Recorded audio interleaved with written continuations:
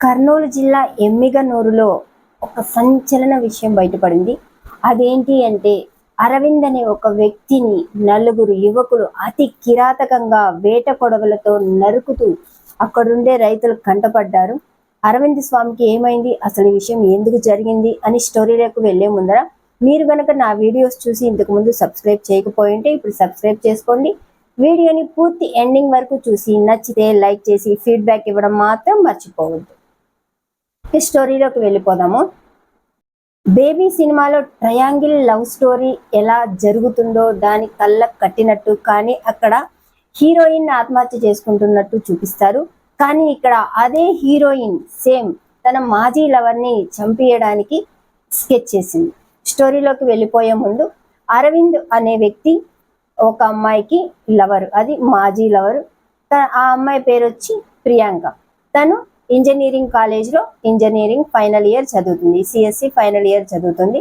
And తనకి భరత్ అనే ఒక వ్యక్తితో కూడా సంబంధం ఉంది. తను కూడా అదే కాలేజీలో సిఎస్సి ఫైనల్ ఇయర్ చదువుతూ ఉన్నాడు. అరవింద్ అనే వ్యక్తి ప్రియాంక అరవింద్ ఒకే కాలేజీలో చదువుకోవడం జరిగింది. ఇంటర్మీడియట్ లో వాళ్ళిద్దరూ అక్కడ చదువుతున్న తరుణంలోనే వాళ్ళకి లవ్ అనే ఒక ట్రాక్ మీద వెళ్ళిపోయారు. దాని తర్వాత ఇంజనీరింగ్ కాలేజీకి వెళ్ళిపోయిన తర్వాత కూడా వాళ్ళ లవ్ స్టోరీ జరుగుతూనే ఉన్నది. కొన్ని అపార్థాల వలన, కొన్ని విషయాల వలన వాళ్ళిద్దరికి బ్రేకప్ అయింది. దాని తర్వాత ఎవరి పాటికి వాళ్ళు విడిగా ఉంటూ వచ్చారు. తర్వాత ప్రియాంక అమ్మాయి కాలేజీలో జాయిన్ అయిన తర్వాత కొన్ని రోజుల తర్వాత అరవింద్తో బ్రేకప్ అయిన తర్వాత భరత్ అనే వ్యక్తితో పరిచయం జరిగింది. అది కాస్త ఇంకో ప్రేమాయణంగా మార్పు చెందింది. ఈ తరుణంలోనే ఇప్పుడు అరవింద్ స్వామి తన్ని వదిలేసి వెళ్ళిపోయిన తర్వాత ఇప్పుడు మళ్ళీ నువ్వే కావాలి అని ప్రియాంక వెంటపడడం జరుగుతూ ఉన్నది. ఈ తరుణంలో అరవింద్ స్వామికి తను కాల్ చేసి పిలిచింది ప్రియాంక. ఇలా ఒక ప్లేస్కి రా అని పిలవడం జరిగింది. తను నాకేదో పని ఉంది ఇప్పుడు రాలేను అని చెప్తే కూడా నువ్వు ఖచ్చితంగా రావాల్సిందే, నువ్వు రాకపోతే నేను చచ్చిపోతాను, పెళ్లి చేసుకుంటానని పిలుస్తున్నావు కదా, నువ్వు ఖచ్చితంగా రావాల్సిందే అని అరవింద్ స్వామిని పిలిచింది.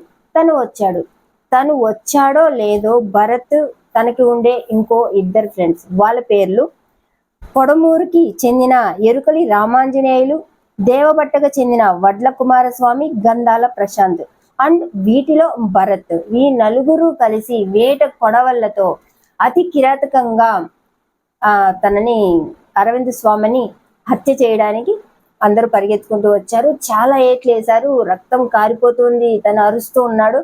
తను చంపేయండి అని అరుస్తూ కూడా ఉంది ప్రియాంక.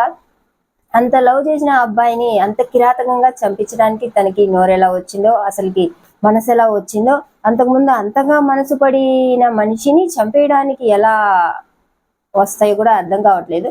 ఇలా అరవింద్ స్వామి అలా నరుకుతుండేటప్పుడు అరుస్తూ ఉండటంతో పక్కనుండే రైతులు తన్ని చూసి కాపాడడానికి అక్కడుండే రాళ్ళు అవన్నీ ఆ నలుగురు మీద విసిరేయడంతో ఆ నలుగురు పారిపోయారు, బైక్లు ఎక్కి పారిపోయారు. తర్వాత అరవింద్ స్వామిని హాస్పిటల్లో జాయిన్ చేశారు. హాస్పిటల్లో జాయిన్ చేసిన తర్వాత కొడమూరు ప్రాథమిక చికిత్స చేసి ఆ ఊర్లో, తర్వాత కర్నూలు ప్రభుత్వ హాస్పిటల్కి తన్ని తరలించారు ఇంకా మంచి చికిత్స కోసము. తను ఏం చెప్తున్నాడంటే, ప్రియాంక అనే అమ్మాయితో ఇంతకు ముందు నాకు బ్రేకప్ అయింది, తను కావాలని ఇలా తిరుగుతూ మళ్ళీ ఉన్నాను, తనే నాకు కాల్ చేసి పిలిచింది. ఆ కాల్ చేయడం కూడా తనకి 9 times కాల్ చేసింది. 9 times కూడా ప్రియాంక ఫోన్ నుంచి కాకుండా రోడ్లో వెళ్ళే వేరే వాళ్ళ ఫోన్ తీసుకుని 6 సార్లు కాల్ చేయడం జరిగింది. ఇలా ప్రియాంకని పట్టుకోకుండా ఉండడానికి పక్క స్కెచ్ చేసింది.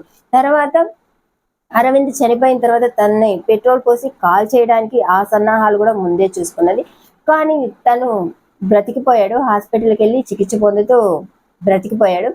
తను ప్రియాంకని తర్వాత తీసుకెళ్లి పోలీసులు తన శైలిలో ప్రశ్నించినప్పుడు ఇలా చెప్పింది, నన్ను ఇలా ఇబ్బంది పెడుతూ ఉన్నాడు, తన వల్ల ఎప్పటికైనా ఇబ్బంది అని చెప్పి నా ఇప్పుడు ఉండే boy friend and lover Bharat అయిన తనతో చంపియాలని చెప్పి ఉసిగొలిపాను, చంపేయడానికి అన్ని సన్నాహాలు చేసుకున్నాను, ఆ రైతుల వల్ల తను బయటపడిపోయాడు అని అన్ని విషయాలు చెప్పుకోవడం జరిగింది.